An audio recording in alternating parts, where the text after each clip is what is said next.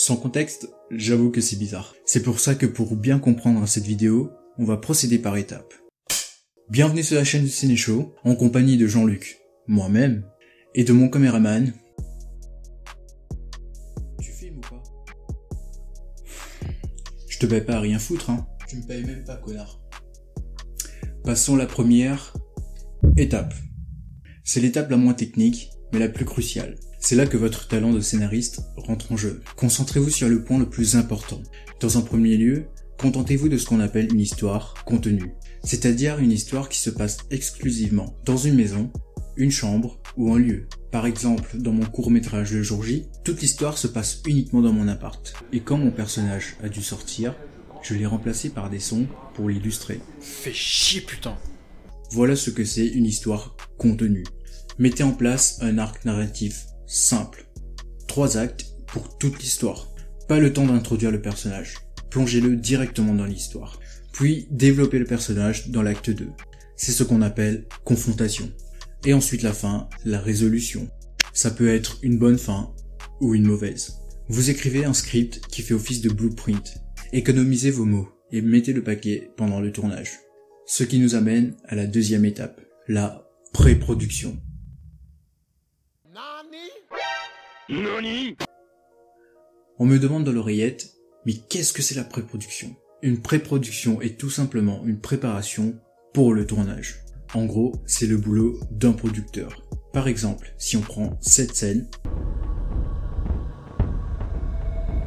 si j'avais pas fait la préparation en pré-production, voilà ce que ça aurait donné. You serious? Ouais, d'un coup, ça a pas la même impact, quoi. La pré-production vous permet de réfléchir sur les props que vous avez besoin avant le début du tournage et de prévoir la moindre petite chose comme préparer un tournage dans une mairie. Vous devez appeler pour savoir si vous avez l'autorisation ou pas. Voilà ce que c'est la pré-production. Juste avant de passer à l'étape 3, cette vidéo est sponsorisée par personne. Je voulais juste en profiter pour vous parler de mon nouveau objectif macro. C'est en 50 mm, mais comme j'ai un capteur Micro Four Thirds, il est multiplié par 2. Donc il devient en 100 mm. C'est grâce à ça que je pourrais filmer les petits détails en gros plan. D'ailleurs mon prochain court-métrage est en quelque sorte un prétexte pour l'utiliser. Bien, troisième étape. Le tournage. Ça y est, c'est le moment tant attendu. Vous êtes chaud pour débuter votre tournage. Vous avez fini de préparer votre scène et vous allez débuter votre tournage. Vous appuyez sur REC et il ne se passe rien.